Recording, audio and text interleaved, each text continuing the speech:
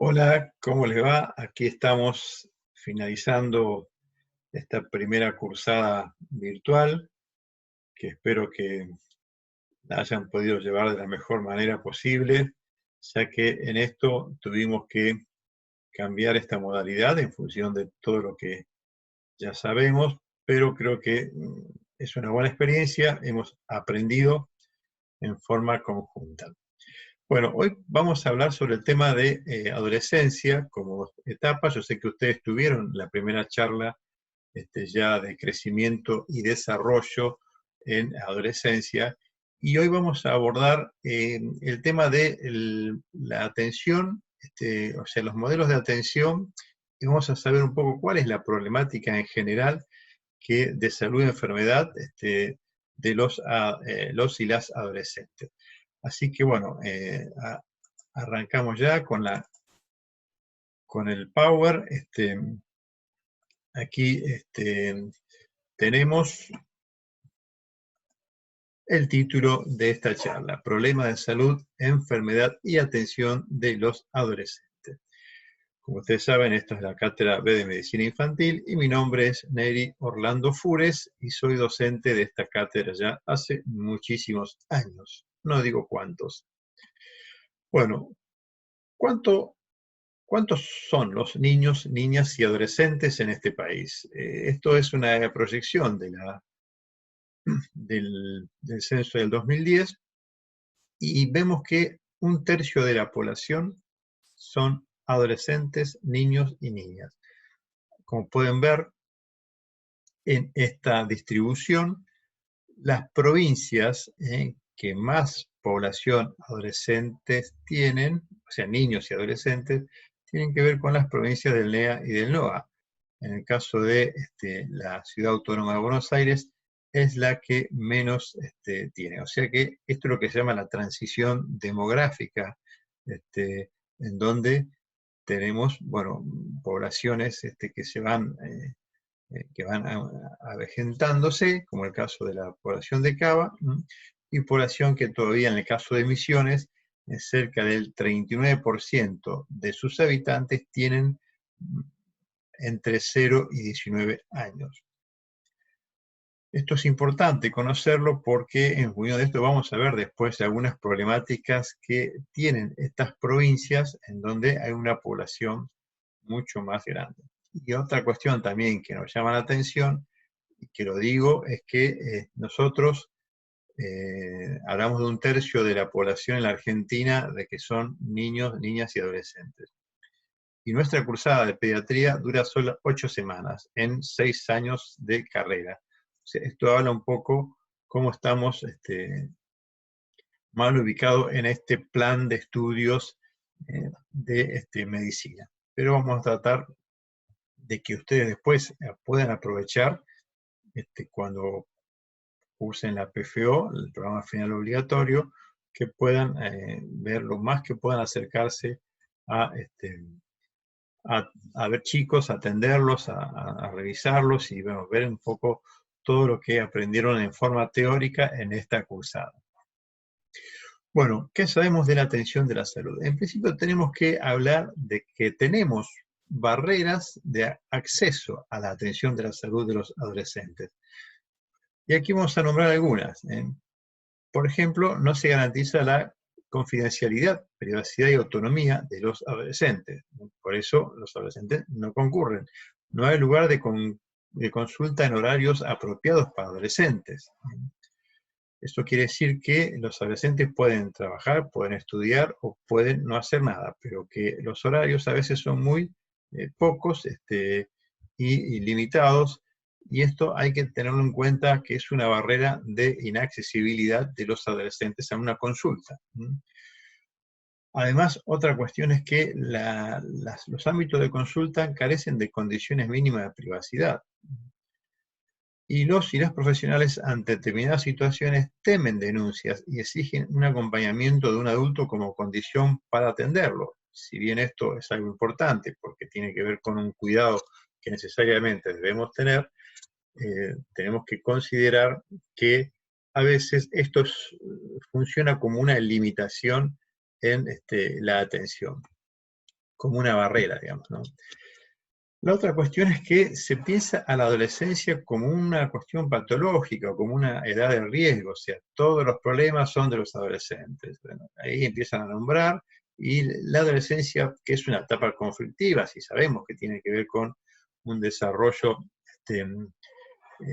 este cambio, este traspaso de niño o niña hacia adolescente y adulto, que tiene que ver con este aumento de su autonomía y de sus mayores capacidades, y lo toman como una situación conflictiva, que sin duda hay situaciones de riesgo y hay situaciones que tenemos que tener en cuenta, pero no podemos categorizarlo o plantearlo de entrada como una edad patológica o una edad sumamente de riesgo. Hay que trabajar sobre bueno, la otra cuestión son las normativas paternalistas o reprimendas morales, o sea que esto también tiene que ver con tanto nosotros como profesionales de la atención de la salud, que tengamos quizás nuestras cuestiones morales y nuestras ideas con respecto a algunas concepciones, por ejemplo, el tema de sexualidad, y esto que pueda actuar como una barrera ante la atención de los adolescentes. La otra cuestión interesante es que los y las adolescentes no conocen la existencia de espacios para la atención y las ofertas que se brindan. Y sin duda, nosotros, los adolescentes, ¿dónde concurren? Y no saben dónde concurrir. Van a la guardia ante un problema de salud, o bueno, los que tienen obra social quizás irán al consultorio, pueden tener el, el acompañamiento de los padres, o de la madre, el padre, pero a veces ellos no saben dónde tienen que concurrir si se le ocurre hacer una consulta. Entonces, hay un problema que tenemos que trabajar sobre esta posibilidad de conocer, de que se den a conocer los consultorios y los horarios de atención de los adolescentes. La otra cuestión es que temen ser vistos, y esto generalmente pasa en lugares. Yo fui director de un hospital de un pueblo, de una ciudad muy pequeña, donde eran pocos habitantes, todos se conocían, y a veces esto los actúa como una barrera, por ejemplo, en la entrega de métodos anticonceptivos, o en el hecho que tenían que ir a buscar las pastillas anticonceptivas, y esto temían ser visto por alguien que lo conocía, y que por ahí, esto sin duda tiene que ver con todas las dificultades que tienen los y las adolescentes para acceder a un sistema de atención oportuna. Y lo otro tiene que ver con una cuestión de inaccesibilidad también económica. Los adolescentes no tienen a veces dinero como para trasladarse o comprar medicamentos. A veces, si no trabajan, tienen que depender de un adulto que le garantice la atención. Entonces, ¿qué tenemos que tener nosotros? Primero, en cuenta que los y les adolescentes son sujetos de derecho y no objetos de tutelaje. Se terminó esta idea de que o el Estado o tenemos la supremacía y que tenemos que actuar como tutores de estos adolescentes, sino que tenemos que estar acompañando en su proceso de crecimiento, desarrollo y autonomía. Y para eso tiene que estar el profesional de la salud, conocer realmente cuál es el marco jurídico que garantizan estos derechos. La primera cuestión que tenemos que tener en cuenta es lo que se conoce como el interés superior del niño. ¿Y qué es el interés superior del niño? Ustedes habrán sentido nombrar seguramente cuando hay una situación de conflictivo, de vulnerabilidades, y siempre hay que plantear, digamos, el interés superior del niño o de la niña. O sea, cuando autoridades o adultos adopten decisiones con respecto a niños y niñas y adolescentes, deberán hacer aquello que sea mejor para el desarrollo y bienestar de ese niño. Y tenemos que conocer esto justamente porque a veces, sin duda, puede haber situaciones conflictivas, y nosotros tenemos que actuar siempre en función de beneficiar el interés de los niños. Otro, tener en cuenta la autonomía progresiva. Sin duda que el adolescente tiene todo un proceso de adaptación, de crecimiento, de desarrollo cognitivo, que tiene que ver con su ejercicio de de este traspaso, digamos, de niñez a adultos, y hay una etapa que tiene que estar siendo acompañado no solamente por el equipo de salud, más vale que los padres, padre, madre, familia, tiene que estar en este proceso.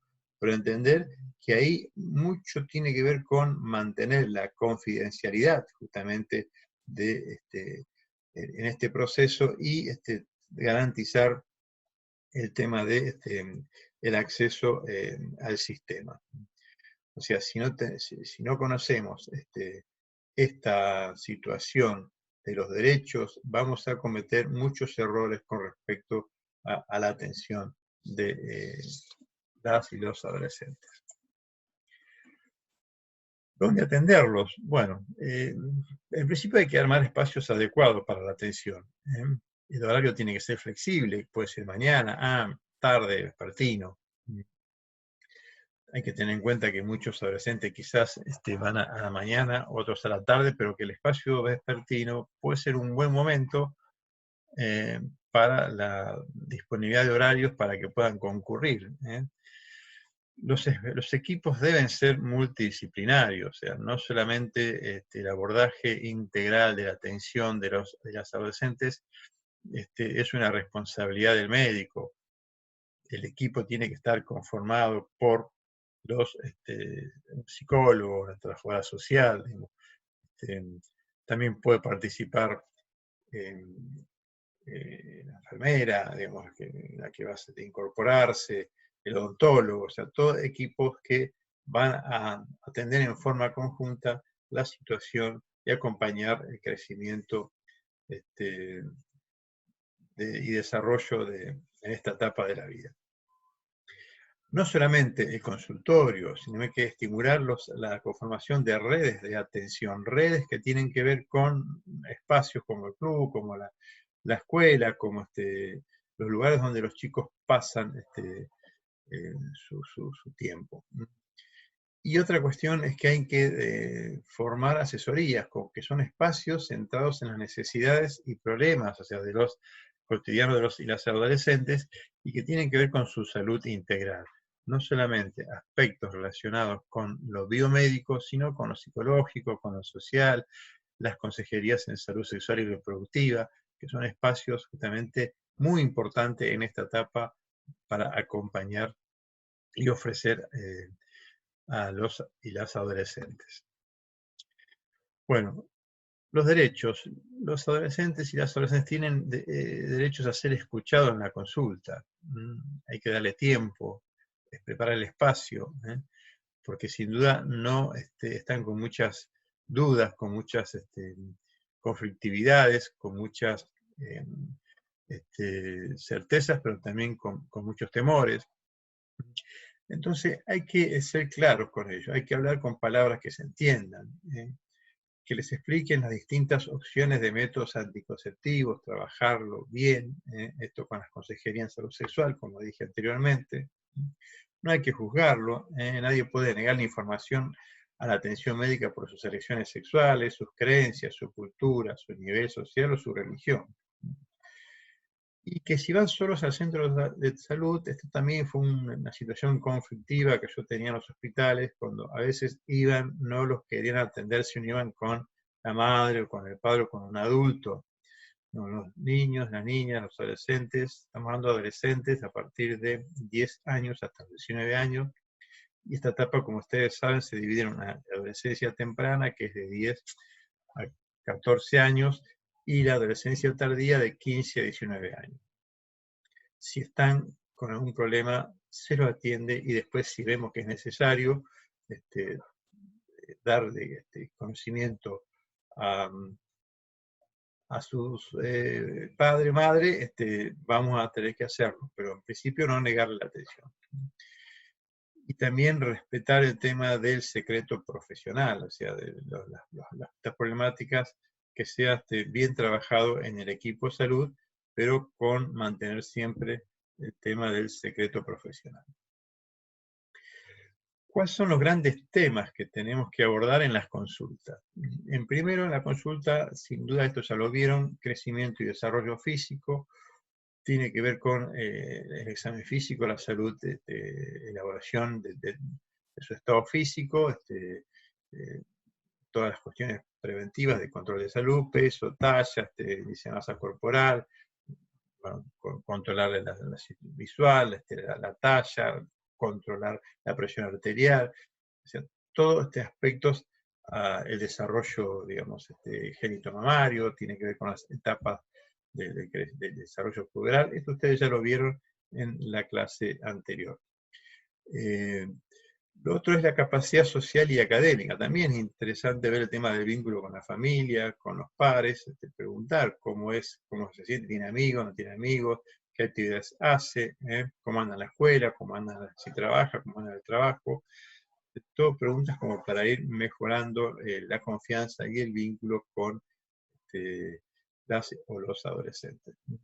El bienestar emocional, ver un poco su estado de ánimo, cómo se sienta, tiene que ver con esta mirada a la salud mental, por eso siempre tratemos de trabajarlo en forma conjunta con el equipo multidisciplinario, como dije anteriormente, y fundamentalmente el tema de la sexualidad, que van a haber miles de consultas, dudas, y en esto tenemos que estar trabajando con el equipo. La otra cuestión a abordar es trabajar sobre la reducción de riesgos. Sabemos que la etapa del tabaco es la etapa donde las adolescentes mayormente se inician con el tabaco y el alcohol, y aparecen el tema de las drogas, y esto sin duda que hay que trabajarlo con mucho tino y con mucha confianza. Trabajar sobre el tema de salud sexual, el embarazo, prevenir de los embarazos no deseados, y las enfermedades de transmisión sexual, también abordar en cada consulta. Y por último, como gran tema importante es el tema de la prevención de las violencias y los accidentes, que pasan a ser el tema mucho, por su frecuencia e incidencia, el gran tema en esta etapa, que tiene que ver justamente con los daños que generan y la alta mortalidad. ¿Cuál es lo ideal? Que la consulta sea una vez por año, una consulta anual, aunque a veces puede llegar a ser necesaria consultas más frecuentes en función de las problemáticas que vayan surgiendo. Generalmente en las escuelas secundarias o primarias están pidiendo certificado de salud anual. Ahí tenemos que tratar de aprovechar esa instancia, no tomarlo como un trámite administrativo o una exigencia de la escuela para que puedan inscribirse, sino como una oportunidad justamente para trabajar y hacer una evaluación de la salud de los adolescentes. Bueno, ¿cuál es la situación de salud y enfermedad? Vamos a ver algunos temas en forma un poco más sintética. La primera cuestión que surge aquí es el tema del análisis de la situación nutricional. Bueno, aquí les estoy mostrando, es un trabajo que es publicado por la UNICEF, pero los datos son tomados de un programa que es el programa SUMAR de la Nación, que se lleva adelante en todos los centros de salud del país, y que es un programa que se incorporan todas acciones preventivas en función de la atención de los que no tienen obra social. O sea, esta información, como van a ver, es sesgada en términos de que no podemos traspolar a toda la población, que es población sin cobertura social, que se atienden en los centros de salud o hospitales. Y ahí, como pueden ver, este dato hace una comparativa de 3 años, en donde lo que se muestra y lo que ocurre en todo el país es este aumento de la malnutrición por exceso.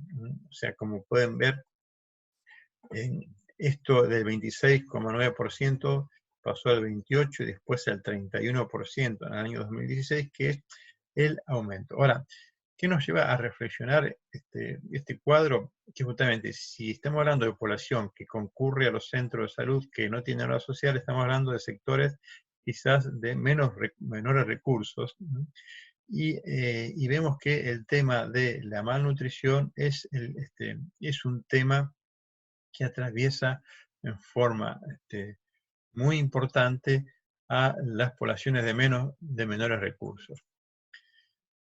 Aquí se está comparando justamente cómo es la evolución en diferentes etapas.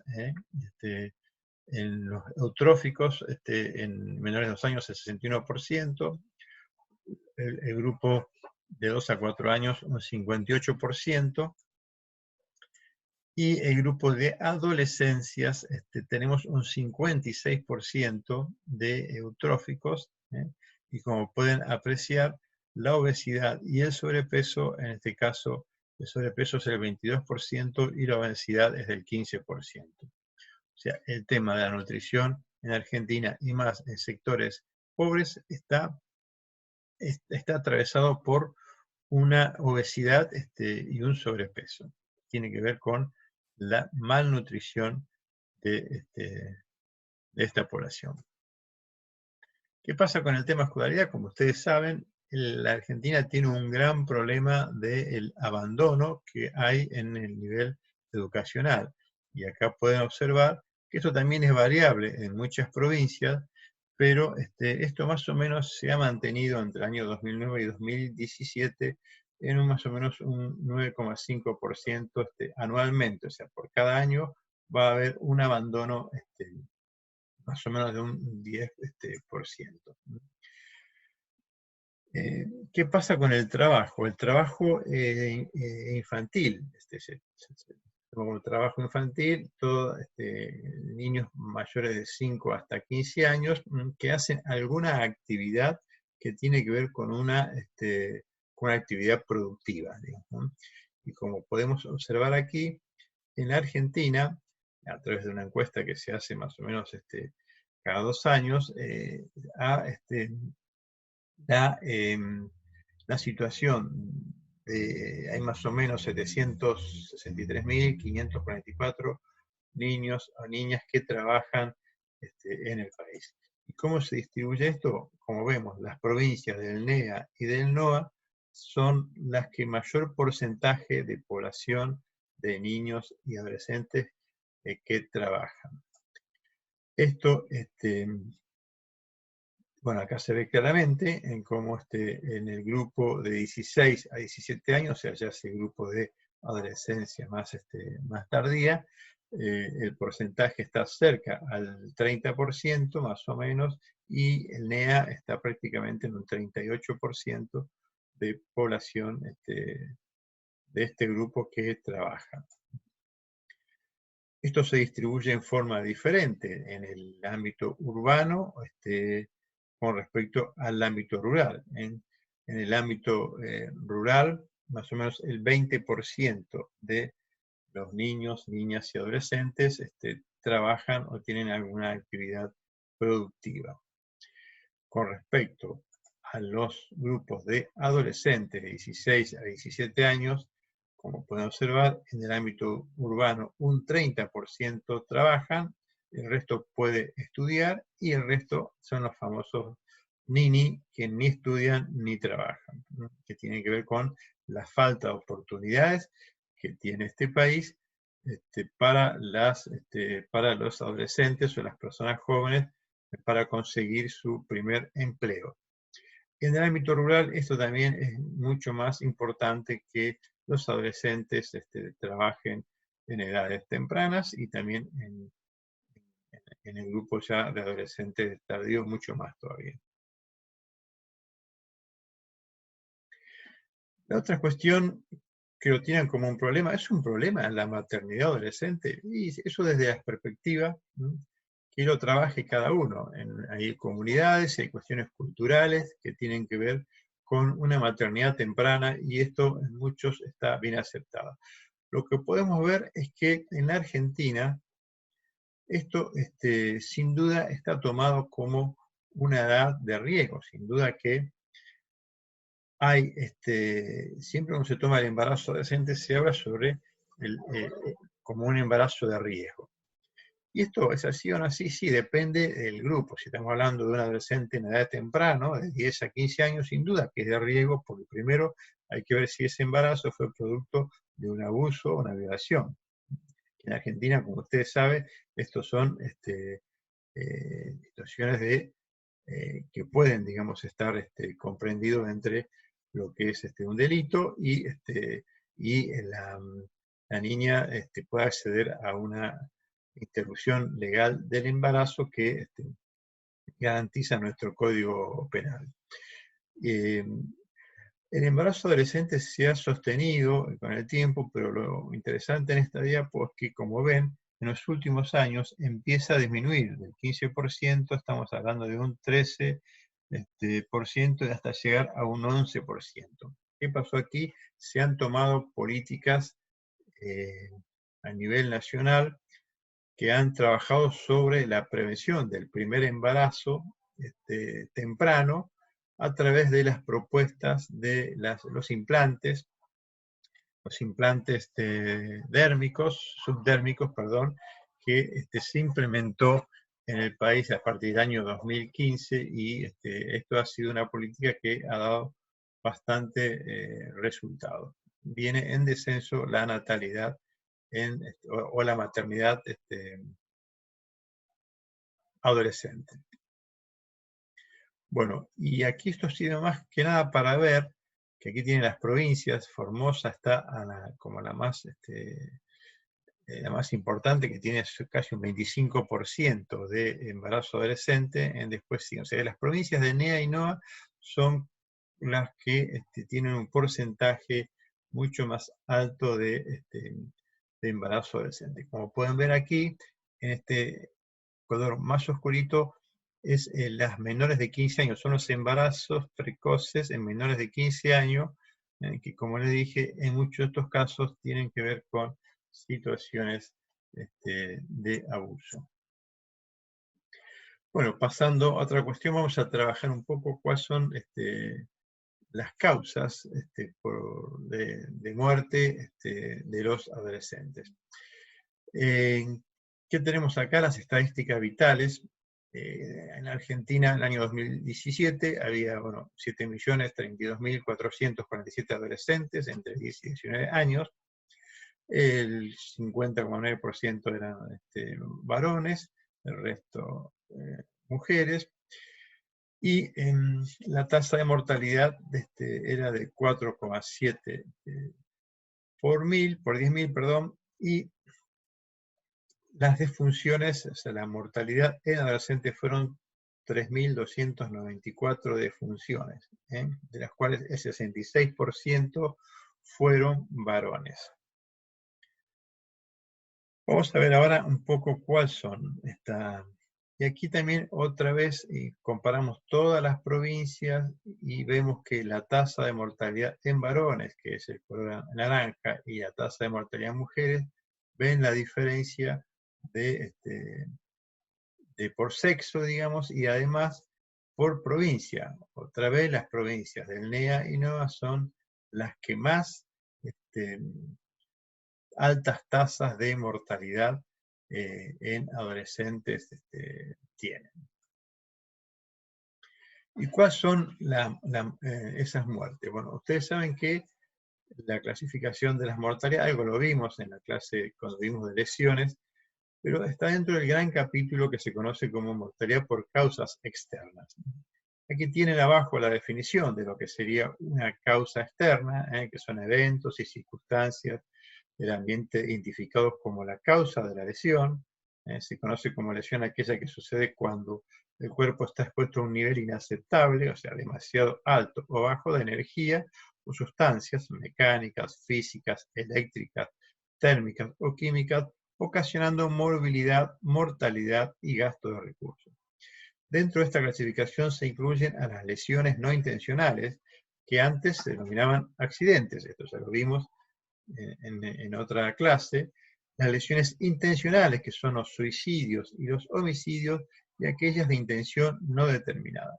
Como pueden ver en este gráfico, las lesiones no intencionales, que serían los accidentes, rondan en un 45% dentro del capítulo de las causas externas, Los suicidios, importante remarcar, es un 24%, las agresiones un 10,8%, y los eventos de intención no determinada un 19%.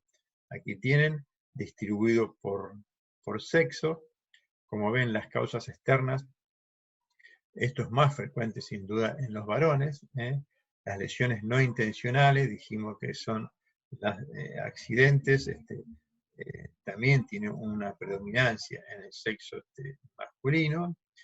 Los suicidios también tienen una predominancia en el sexo masculino. Las agresiones también, y los eventos de intención no determinada también tiene que ver con esta distribución. Bueno, el mecanismo más frecuente que involucra justamente a las lesiones no intencionales tienen que ver con los accidentes de tránsito. Ahora vamos a ver distribuido esto. Aquí, esto también ya lo vimos en otra clase, pero lo volvemos a reforzar. Es el año 2017, las causas, porcentajes, esto es lo que se llama la mortalidad proporcional de muerte en los adolescentes. El 57,5% corresponden a las lesiones, causas externas.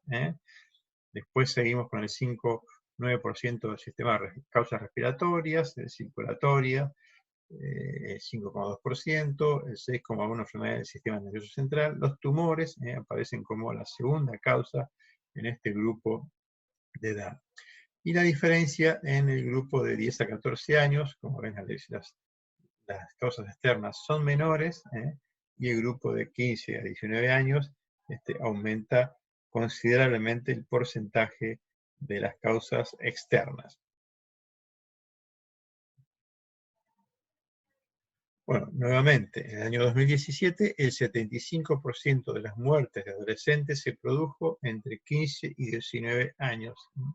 Y ahí están, otra vez, las causas externas. El grupo más oscuro son las adolescencias de 10 a 14 años, y de 15 a 19 el color naranja. Los tumores, como vimos, enfermedad del sistema circulatorio, aquí vimos en cantidades, ¿cuántos son? En el número 1542, por ejemplo, causas externas. Es un número importante de mortalidad que sin duda todas estas muertes son prevenibles. Ya lo hablamos en la clase anterior de lesiones. ¿Cuáles son las otras causas externas? El tránsito aparece como primera, digamos, frecuencia. Después vimos los suicidios, los eventos, las agresiones. Esto más o menos refuerzan, pero aquí lo que tenemos que decir es que los suicidios representan 1/3 de las muertes asociadas a causas externas. Y aquí tienen el dato. Las causas externas explican 6 de cada 10 muertes en la población adolescente. Vimos que hay un poco más incluso. El suicidio es la segunda causa de defunción en el grupo de 10 a 19 años, luego de las lesiones. Hubo en el país en el año 2017 464 suicidios en adolescentes. Las defunciones por suicidio entonces representa 1 de cada 4 muertes por causas externas. El 67% del total de suicidios corresponden a varones y el 84% de los casos al grupo etario entre los 15 y 19 años. Algo importante a resaltar, que la mortalidad, esto pasa en todo el mundo. En Argentina también, la mortalidad por suicidios en adolescentes creció un 100% desde la década del 90 a la actualidad. O sea, es un problema, un problemón, diría yo, para abordar desde el sistema de salud. Y es muy complejo trabajar este tema porque tiene sus múltiples determinaciones. Bueno, aquí podemos ver la distribución en el país. Fíjense la diferencia de tasas de suicidio. Las provincias, otra vez, del NEA, que tenemos Jujuy, Salta, Catamarca, como las provincias de mayor tasa, mayores al 15 por 100.000 de mortalidad por suicidio. Después la de nivel entre 10 y 15 tenemos Formosa, tenemos La Rioja, Tucumán. Después entre 5 y 10 tenemos todo el resto, y las de muy baja tasa, menos del 5%, tenemos Córdoba, Buenos Aires, Cava y Santa Cruz. Vieron que hay una asociación que algunos dicen que el frío tiene que ver con el suicidio, en este caso, o las poblaciones aisladas, pero bueno, esto aquí no representa esta asociación. Bueno, aquí estamos mostrando cuáles son los mecanismos más frecuentes que se producen las muertes por causas externas. Como ven aquí, las causas no intencionales, que son las famosas accidentes, el 63,7% son producidas por los accidentes de tránsito. En el caso del suicidio, el mecanismo más frecuente es el ahorcamiento, la sofocación. Con el tema de las agresiones, tanto las armas blancas o las armas de fuego, corresponde la mayor cantidad. Con respecto a los eventos de intención no determinada, tenemos también las lesiones por arma de fuego, los ahorcamientos y las lesiones también por arma blanca.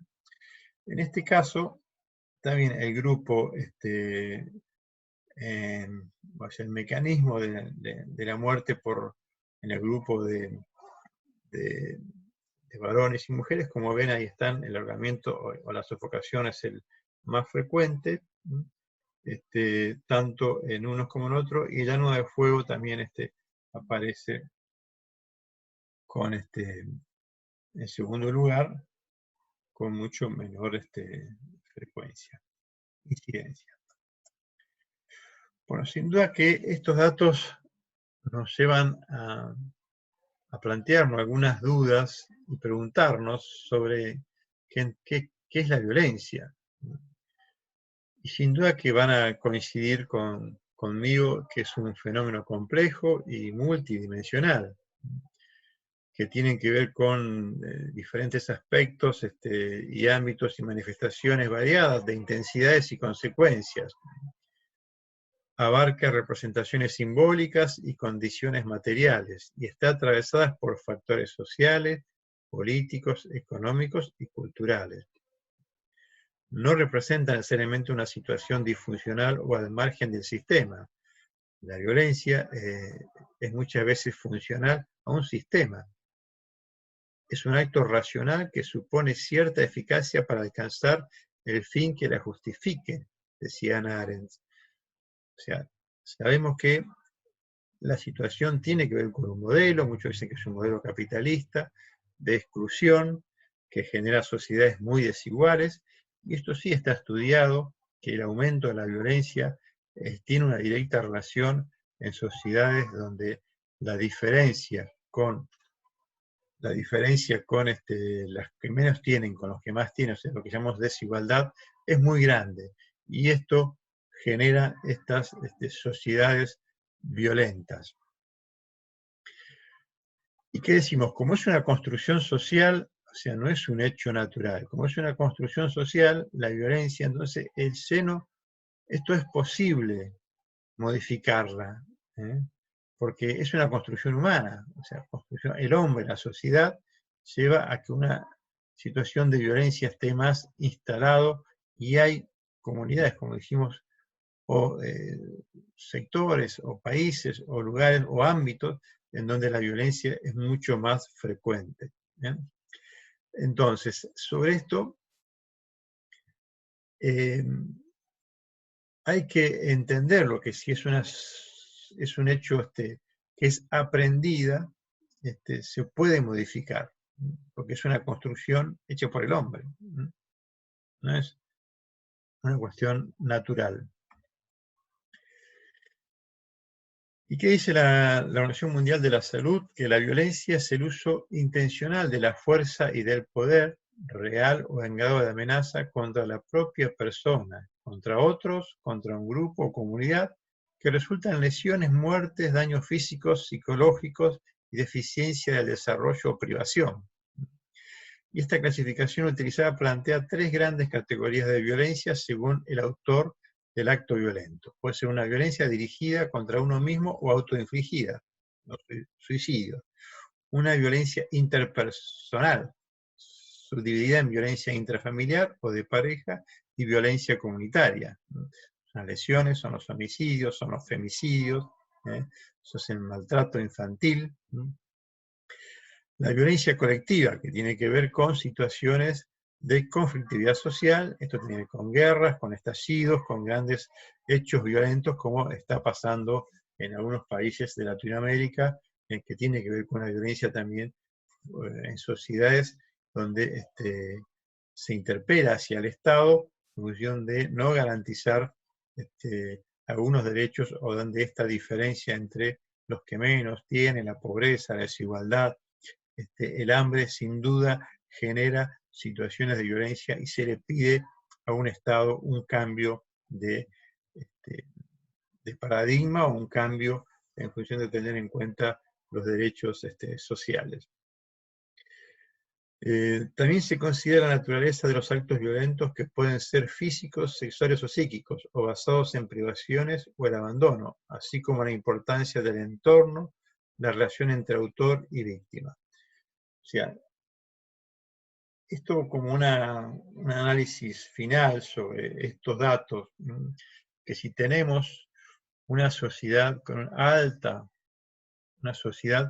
un alto nivel de violencia, y esto repercute en los niños, en las niñas y los adolescentes, en una sociedad que no se realiza, en donde los adolescentes no tienen oportunidades de estudiar porque el acceso no está garantizado, porque sus padres no tienen la capacidad como para económicamente sostenerlo, o que el adolescente tiene que ir a trabajar en forma temprana, pero que sale a trabajar pero no consigue trabajo, y que después aparecen, y esto es muy común, en las grandes ciudades, otras ofertas que tienen que ver con las situaciones, con las drogas, la violencia, y esto sin duda que lo pone a una población sin oportunidades a ser en mayor riesgo a padecer, ser víctimas de este sistema, que los obliga en estos casos a buscar alternativas que no están de acuerdo con lo que debe ser una sociedad más igualitaria y más justa. Así que bueno, llegamos al final. Espero que les haya servido esta clase, y estamos a disposición para cualquier consulta. Muchísimas gracias, y nos estamos viendo seguramente en alguna circunstancia de examen, o encontrarnos por ahí en la calle. Muchas gracias.